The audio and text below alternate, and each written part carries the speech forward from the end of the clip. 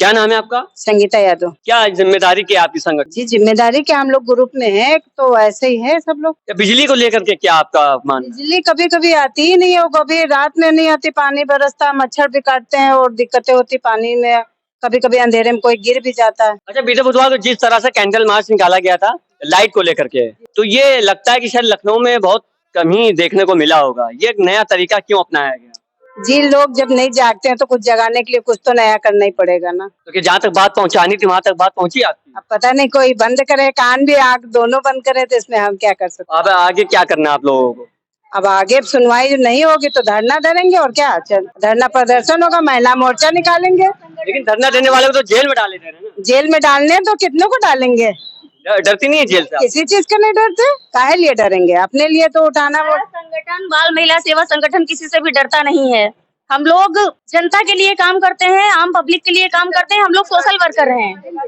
हमारी मैम ममता त्रिपाठी जी जितना social work कर रही, जितना संघर्ष कर रही हैं यहाँ क्षेत्रवासियों के लिए, जो भी समस्याएं हैं उनकी, हम लोग किसी से डर के काम नहीं करते हैं।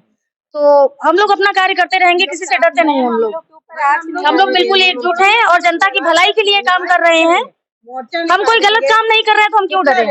जो भी हम लोगों से होगा उतना करेंगे। किसका पुतला जलाएंगे? जो शासन में होगा उसी का। तो अब जल निगम है तो जल निगम वालों का होगा, बिजली का तो बिजली विभाग का कोई कर्मचारी का होगा। तो जैसे हम लोगों की सुनवाई जैसे करेंगे वैसे करवाएंगे। कब तक नहीं आंखें कान खोलेंगे। पीढ़ा दर पीढ़ा महिलाओं के सवालों के जवाब खोजते हुए शायद अब ये आवाज विधानसभा के अंदर तक गूंजने वाली है। दरअसल हकीकत ये है कि जिस तरह से शिकायतें जो पोर्टल के जरिए की जाती हैं या फिर नगर निगम में चिट्ठी द्वारा भेजी जाती है, इन शिकायतों का संज्ञान में लेना एक उचित कार्य माना जाता है, लेकिन सरकार इस चीज पे बिल्कुल भी संज्ञान में नहीं लेती है। हम आपको बता दें, मंडलायुक्त रोशन जैकब मैन ने जिस तरह से नाली नालों का सर्वे किया और लखनऊ के करीब 350 खुले नाली और नालियों को ढकवाने के लिए जिस तरह से बजट पेश करवाया है, उसको देखते हुए लगता तो नहीं है कि ये नाली नाले ढके जाएंगे।